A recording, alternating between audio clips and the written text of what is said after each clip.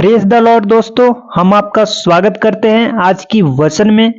और आज मैं आपसे बात करना चाहता हूं कि प्रभु आपकी प्रार्थनाएं का उत्तर देंगे। हो सकता है आप में से बहुत से भाई बहन हैं जो लगातार प्रार्थना कर रहे हैं और कई समय से प्रार्थना कर रहे हैं, परंतु उनकी प्रार्थनाएं का उत्तर नहीं मिल रहा अभी तक उन्हें।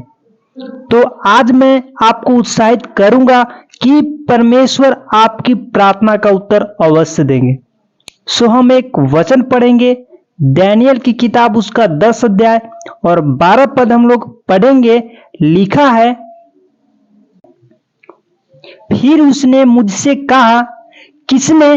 परमेश्वर के दूत ने उससे कहा। लिखा है, किससे? दानियेल से कहा, हे दानियेल। परमेश्वर का दूत दानियेल के पास आया और दानियेल से कहने लगा, हे दानियेल मत डर। हे दानियेल, तुझे डरने की आवश्यकता नहीं है। अब इसमें दो बातें हो सकती है। या तो स्वर्गदूत इस बात के लिए कह रहा है कि मुझे देखकर तू डर मत, या फिर वो इस बात के लिए कह रहा है कि मेरी प्रार्थना का उत्तर नहीं आ रहा। हो सकता है उसके अंदर इसके लिए डर को घबराहट हो कि क्यों नहीं आ रहा मेरी प्रार्थना का उत्तर, अब क्या होगा। जिस विषय के लिए प्रार्थना कर रहा था उस विषय के बारे में सोच रहा हो तो दोनों तरीके से परमेश्वर का वचन, परमेश्वर का दूत उससे कह रहा है कि मत डर, तुझे डरने की आवश्यकता नहीं है। दानियेल लिखा है, क्यों डरने की आवश्यकता नहीं है?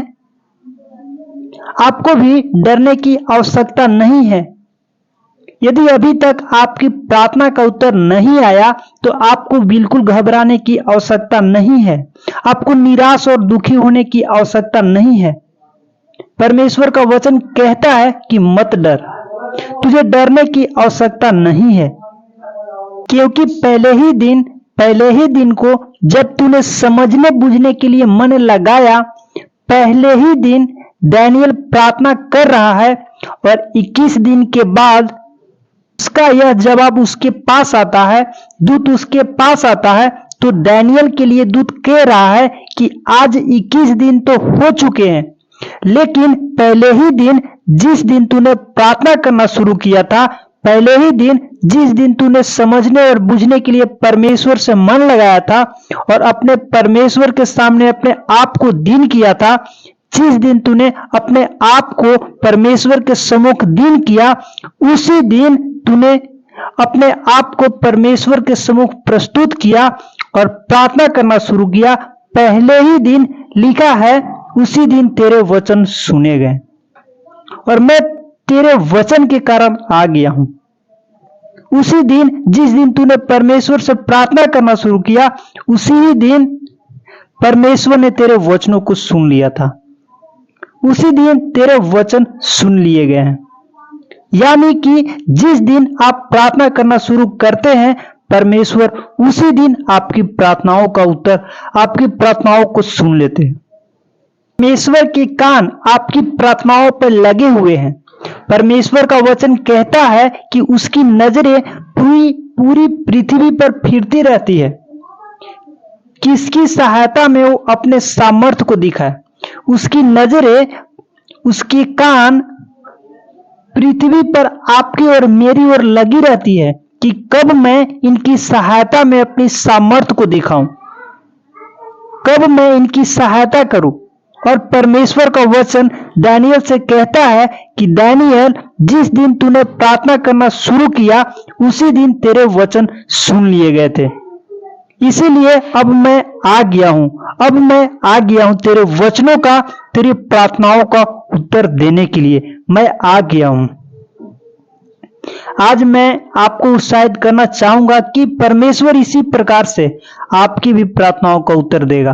हो सकता है आपने प्रार्थना की हो और काफी लंबा समय हो चुका हो, आप सोच रहे हैं कि उत्तर नहीं आ रहा, लेकिन परमेश्वर सही समय में आपके जीवन में उस प्रार्थना का उत्तर आपको देंगे और निश्चय देंगे।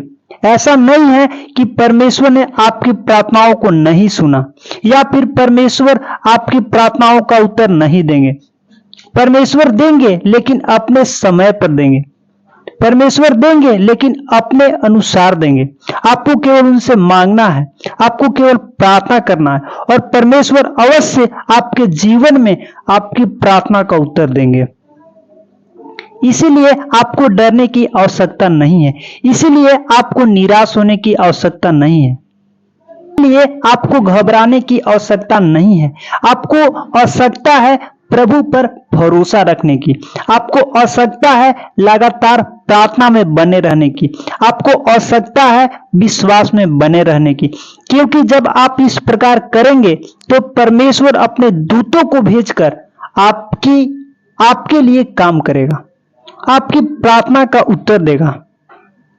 यहां पर परमेश्वर ने अपने दूतों को भेजा दानियल के लिए, ऐसे परमेश्वर अपने दूत को आपके लिए भी भेजेगा और आपकी प्रार्थना का उत्तर आएगा। वो दूत किसी भी रूप में हो सकता है, लेकिन परमेश्वर अपने दूत को आपके लिए भेजेगा और आपके जीवन में वह काम करेगा। आपकी प्रार्थना का उत्तर आपके जीवन में आएगा। इसीलिए निराश ना हो, दुखी ना होए, परेशान ना होए, चिंतित ना होए। परमेश्वर उस समय जिस काम को परमेश्वर ने किया था, वही काम परमेश्वर आज भी करने के लिए सामर्थ्य को रखता है और वह आपके लिए ऐसा करेगा। निश्चय आपके प्रार्थनाओं का उत्तर आपको मिलेगा। सो प्रभु आपको इस वचन के द्वारा बहुत ऐसे आशीष दे। आमीन।